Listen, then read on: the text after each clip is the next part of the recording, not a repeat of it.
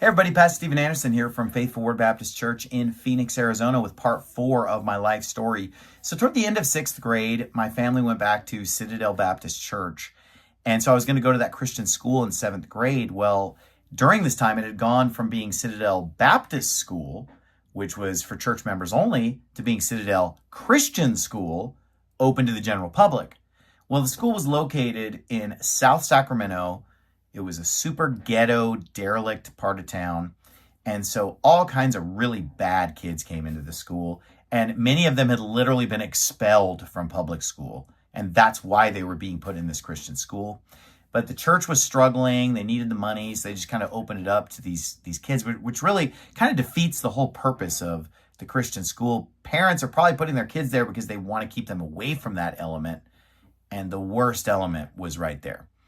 I probably should have just told this to my parents right away, but I felt bad. They were spending a bunch of money to send me there. I'm trying to just go with the flow. And, it ended up being a nightmare of a year. I'm not going to go into detail in this video just because I've already talked about this in my sermons. And so I don't want to repeat things here that I've already preached about. But it was just a really bad atmosphere. And there's one good thing I want to talk about, though. Positive thing about 7th grade was that it was very academically rigorous. So my teacher, Mrs. Khan, was not playing games at all. And I'm just going to give you one example of how hard this year was academically. She was teaching us the history of science. And so we were learning about all the major scientific discoveries from the 1600s to present day. And there was this chart that just listed like so many discoveries and who discovered them, what they discovered. It was a long list. I don't remember how many things were on the list, but it was pretty long. And so when it came time to be tested on this, we basically just had to reproduce this chart from memory, the whole chart. So she basically just gave us the year, and we just have all this long list of years, and we have to say who made the discovery and what they discovered. I mean, we're talking 1600s, 1700s, 1800s, 1900s. And so virtually everybody failed this test. I got a 43% on the test. And so I thought, well, surely it's going to be graded on a curve or something like that. But no, she shows up the next day and it's the wrath of Khan. I mean, she was mad and talking about how pathetic our performance on this test was. And she said, I'm not grading on a curve. This is not going to go away. In fact, I'm going to make you take the same test again a week from now. And she said, this is what's going to happen. We're going to take your new score and your old score and average it. And that's your final score. And there's going to be no more second chances, no mercy. Well, I'd gotten a 43. So I'm thinking to myself, okay, even if I get 100, then the best I can hope for is like a 71, a 72, when all's said and done. And at this school, because the academics were strict, 71 wasn't even a C minus. 71 was actually a D, if you can believe that, because they had kind of shifted things a little bit. If you were in the low 90s, it was already a B. It wasn't the normal grading scale. So, man, that's what I did. I memorized the chart. I came back. I got 100. And then my final score was like 71 or whatever. And, virtually everybody else did the same thing because we had to. We had no choice. And that was just kind of one example. The whole semester or the whole year was like that. And so it was good because we learned a ton. We had to work really hard academically. And then after that, the whole rest of my school career just felt easy after that. It was all downhill because I learned so much in 7th grade that, it was all downhill from there. Another funny thing that happened when I was in 7th grade was I joined the junior varsity basketball team, JV basketball, because the way that it worked was like 7th to 12th grade was all together. So even though I was in 7th grade, I was able to get on like the lower end basketball team. Well, here's the thing. I wasn't very good at basketball, but I was enthusiastic about it. I really wanted to do my best and excel at it. So I showed up for the practice. One of the things I remembered about the first day of practice was just going in the bathroom and puking and literally just several guys all just being lined up puking into sinks and toilets because we were doing wind sprints and we just weren't in shape for it. So everybody's puking their guts out. I mean, this was really intense. So I went to all these practices and I'm trying to, get better at playing basketball. And I was kind of excited about like the idea of like being on a sports team and stuff like that. So the very first game of the season comes around, and I did not get put in at all. Like, I'm just on the bench the whole game. Second game, toward the end of the game, I finally get put in, and I played for like, I don't know, 60 seconds or something. But it was like, hey, I got put in. I got to play a little bit or whatever. Well, then right at this exact time, my mom got a job. Up to this point, she'd always been a stay-at-home wife and mother. But there was a financial recession at the time. And so, my parents needed the money. She went out and got a job at JCPenney. And I ended up having to quit the team because I couldn't make it to the practices. Scheduling didn't work. So that was my only time in my entire school career that I was on a sports team. And I played for about 60 seconds, and it was a very short-lived career. So anyway, after that, I went to 8th grade at Victory Christian, because I told my parents, I'm like, I don't think I should go back to this school another year. I kind of just mildly told them about, this school's not really very good. So they put me in Victory Christian School. And when I started going there in 8th grade, it was just like paradise. It was like a breath of fresh air. Because of the school I was coming from, it was just so nice to go to Victory. And the other cool thing was at the beginning of every year, we would go to camp for 3 or 4 days. So you'd go to class for a couple days, then you'd go on this camp trip for like 3 or 4 days where, you're sleeping in cabins and you're doing activities, playing outside, swimming, you're listening to a lot of preaching in chapel and eating communal meals and stuff. So it's just a great way to like make new friends and start off the year on a positive note and everything like that. So I really enjoyed going to school there for 8th grade, 9th grade. It was pretty good. By the time I got to 10th grade, I got a little disillusioned with some things about the school, but 8th and 9th grade, I was pretty happy there. One of the things about this though was that the school was very far from our house, because Citadel had been pretty close to our house, whereas this school was quite a ways away, like more than a half hour away. So I ended up having to carpool with this other girl. And the way that this worked was that because of her mom's work schedule, we didn't get picked up from school each day until 5:15 p.m. So the school day was supposed to be like something like 8 to 3. But I would end up being gone from my house. I think I'd leave my house around like 6:45 every morning to get there. And then, because I'd have to go to her house, and then her mom would take me the rest of the way to the school. And then we would give them gas money or whatever. And then her mom wouldn't pick us up until 5:15 p.m. So I was literally gone from my house every day from like 6:45 a.m. to 6 p.m. So when school would end at 3 o'clock, I would just be there for another 2 hours and 15 minutes. Which for me, I didn't mind. It was cool. I enjoyed it because there were about 4 or 5 other kids whose parents were the same way, like they worked and couldn't get there. So it was just like 5 or 6 of us would just kind of hang out for 2.5 hours. And so it's pretty good. Well, the main story of this episode I want to tell is the beginning of 10th grade, and it's about a guy named Fred. Okay. So this new kid shows up at the beginning of 10th grade.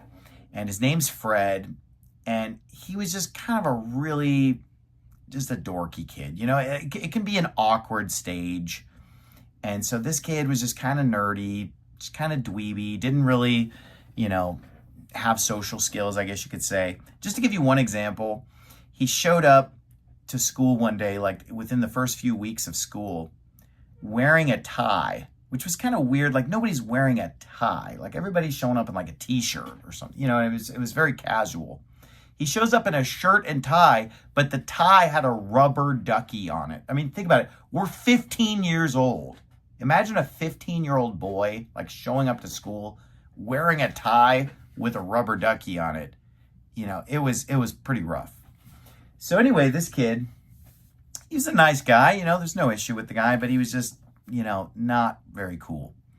So he shows up one day and he's got invitations to his birthday party.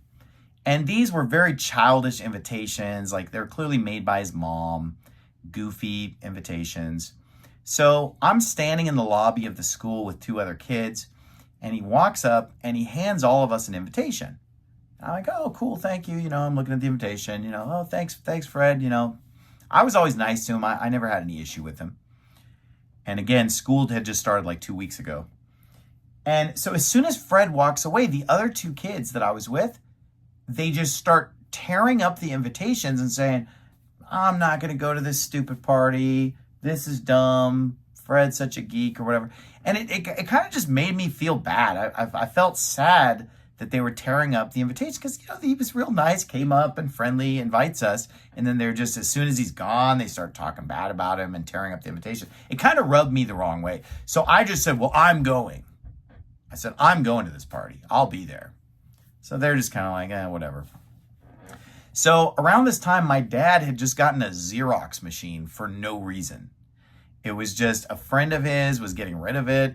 And he's just like, sure, I'll take it. And he put it in the living room of our house, which kind of just, it didn't really make sense. Like in the living room of our house, there's like a sofa and a piano and a Xerox machine. And we didn't really need a Xerox machine. Why did we have this Xerox machine in our living room? I don't know. But we thought it was super cool because we're kids, right? So we're playing with it. We loved it. We thought it was super fun to have a Xerox machine. Well, here's the thing. We just gotten the Xerox machine, and my best friend at the time was named Matt. And so Matt came over to my house after school that day. And I said to Matt, hey, what if we took this invitation to Fred's party? What if we just made our own invitation to the party and made the party sound way cooler and then get everybody to come? Because I'm like, I don't think it's cool the way they're just tearing up the invitation and nobody's gonna come. I feel bad for this kid. Don't we want to have fun? Don't we want to go to a fun party? Let's make it a fun party. So Matt and I, we're sitting around talking about this and brainstorming. And so we hop on the computer, and we had a computer and we had Adobe Illustrator, which was, back then it was kind of an expensive software, but we had it on our computer. And so we used Adobe Illustrator to make like this really cool looking invitation for Fred's party. And then we have a Xerox machine in the living room. So we make this two-sided invitation, and we just made it sound like it was just the most awesome party in the world. And it said on it, bring a gift for admission. And it had all these just kind of wild claims on it about different guest appearances I don't remember all the details, but we made it just sound like it was just the event of the year. Fred's birthday party and bring a gift for admission. I remember it said no illegal substances. And then on the back of the invitation, we put a map to his house. So we put the address, we put a map of how to get to his house. And then at the top, for some inexplicable reason, we put a title across the top, Map to Fred's Rave.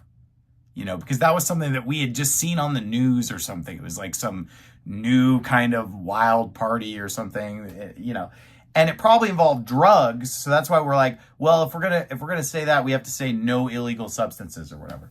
So we made this invitation, and then we just started cranking out copies of it from the copy machine, so that we literally made several hundred copies of this invitation. So we go to our Christian school, and we're giving this invitation to everybody at the school. But then we're giving the invitation to everybody outside the school. So we went to our church youth groups. We're giving it to everyone in our church youth groups.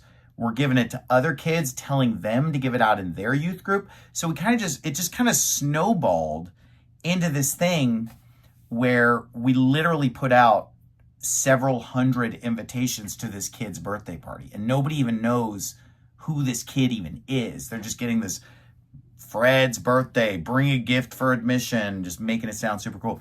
So anyhow, this gets back to Fred a couple days before the party. And more importantly, it gets back to Fred's mom. Now, Fred's mom had just been hired by the school as some kind of a secretary. So she's a school employee.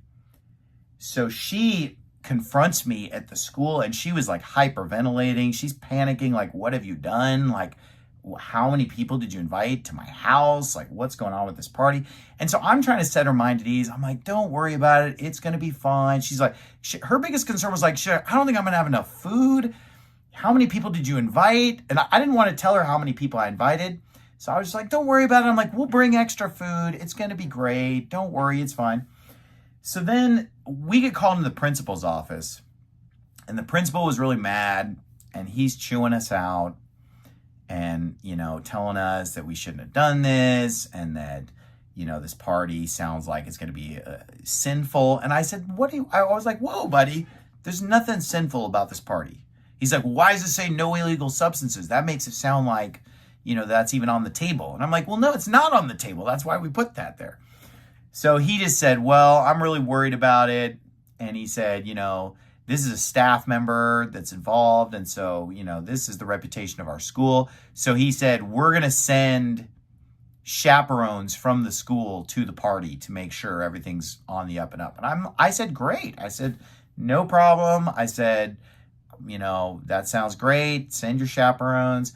He was trying to punish us somehow, but he couldn't really punish us because we hadn't really broken a rule. Because, I said to him, like, well, what rule did I break? He said, well, none. Okay, well, then what are we talking about here, And so, we ended up kind of coming up with a compromise that they were just going to send chaperones from the school and make sure everything was fine.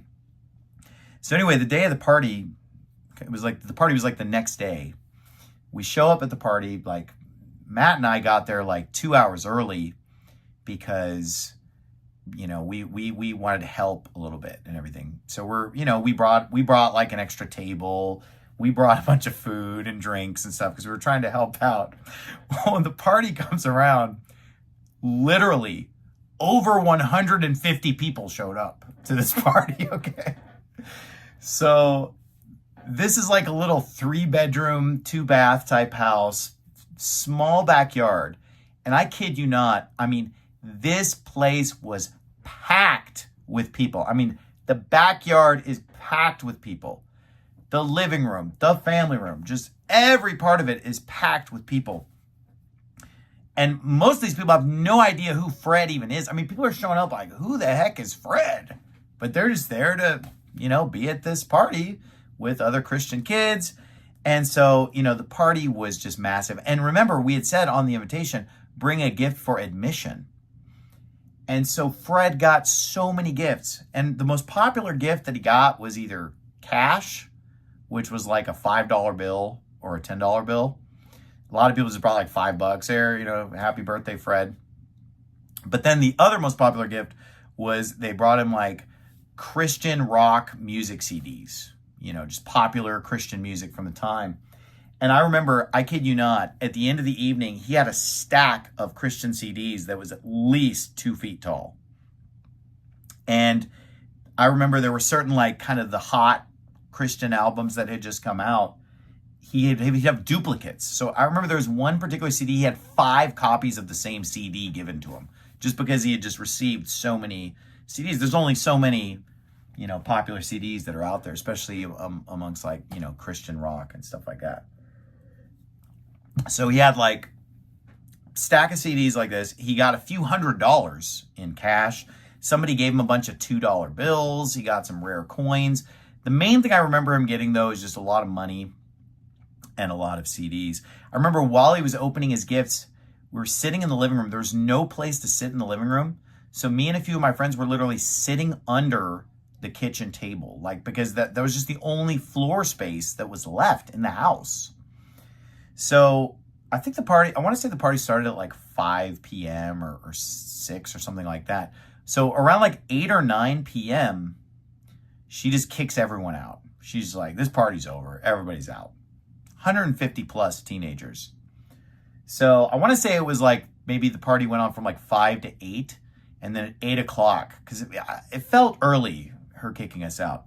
So she kicks us all out. But then here's the thing. Everybody's just in the front yard because none of us have a car. None of us can drive. There were some older kids that had licenses, but we're 15. We're 14. We didn't have cars. So we're all just in the front yard, like 100 teens are in the front yard. So then the police showed up because the neighbors had showed up because the party basically just continued in the front yard because of the fact that nobody has a ride. And so we're all just hanging out and having fun in the front yard. The neighbors called the police showed up. But then it's like everybody's just telling the police like, oh, well, we're waiting to get picked up. I had called my ride and I was waiting to get picked up just like everybody else. So I was like, what do you want us to do, officer? Like, we called our ride. We're 15. We're waiting to get picked up. But at the end of the day, even though Fred was nervous going into the party, afterward he was super happy because he ended up having like the greatest birthday party of all time, huge turnout, and he was just super happy to have like hundreds of dollars cash. And by the way, money was worth more back then in 1996 than it is now. So I mean, a few $100, that was serious money back then. And he's got all the CDs, he got some other gifts and stuff. So at the end of it, he was really thankful. At the end of it, his mom was happy and she was thanking me and stuff. She wasn't upset in the end. So fast forward 4 or 5 years later, I was newly married. And when I was newly married, my wife and I would go out to dinner with my parents every Friday night, pretty much. And we would go eat at Chili's virtually every Friday night. So we're in the waiting room for Chili's. This is when I'm like 20 or something, maybe 19, 20, 4 or 5 years later. And we run into Fred because I hadn't seen him since 10th grade. I never saw him again. We went to 10th grade together. We never really became friends. Even after the party, we still weren't really friends or anything. We went to school together. I switched schools and went to a different school for 11th grade. Never saw Fred again until 4 or 5 years later. I see Fred 4 or 5 years later, and he was not nerdy at all. Like, he just seemed like a totally cool, well-adjusted, 20-year-old guy, just totally cool guy. And he's got this beautiful girl with him, and he's like, yeah, this is my fiance. And I'm like, wow, Fred has really made it, because he went from being kind of this awkward guy when he's 15. Now he's like looking cool, beautiful wife. And so we run into him in the lobby and he tells his fiance, he says, hey, honey, this is the guy that I told you that threw me that party back in 10th grade. So it's just kind of funny because, I guess the way I kind of wanted to interpret that was that kind of like maybe throwing him that party maybe boosted his confidence a little bit, or maybe helped him to become a little more social. I don't know if it had anything to do with it. He probably just grew up. But, the way that I like to tell the story, though, is that, that party was like a turning point for him so that he became more social and had more confidence and well-adjusted.